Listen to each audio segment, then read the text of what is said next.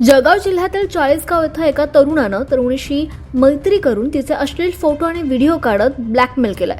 धमकी देत त्यानं तरुणीकडून तब्बल 8,12,000 रुपये आणि 90 ग्रॅम सोनं उकळल्याचा प्रकार उघड झालाय।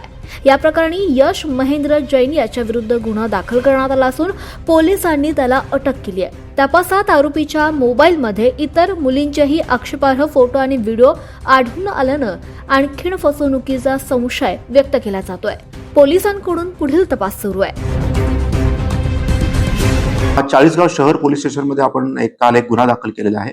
त्याच्यामध्ये एक एबीसी जी पीडित होती तिच्या ओळखीतलाच एक आरोपी आहे यश महेंद्र जैन यांचे त्यांनी म्हणजे आरोपीने पीडितेचे काही व्हिडिओज व्हायरल केले आणि तिला धमकी दिलेली आहे आणि त्यांचे काही प्रायव्हेट ॲक्ट त्याच्यामध्ये देखील त्यांनी शूट केलेले आहेत आणि असं सांगून त्यांनी जवळजवळ 8 लाखाचं पीडितेकडनं आतापर्यंत ब्लॅकमेल करून अशी वसुली केलेली आहे। तर त्याच्यामध्ये आरोपीला आपण अटक केलेली आहे। त्याच्याकडे जेवढे मोबाईल वगैरे होते ते देखील आपण जप्त केलेले आहे। सर, त्या मोबाईलमध्ये काही इतर मुलींचेही आक्षेपार्ह व्हिडिओ फोटो असल्याची देखील माहिती समोर आली, काय तथ्य? तपास चालू आहे। असे काही व्हिडिओज आम्हाला त्याच्यामध्ये प्राप्त होत आहेत, पण तपासाअंती आपल्याला निष्कर्ष काढता येईल। ब्युरो रिपोर्ट 24 लाईव्ह महाराष्ट्रासाठी पंकज तायडे, चाळीसगाव।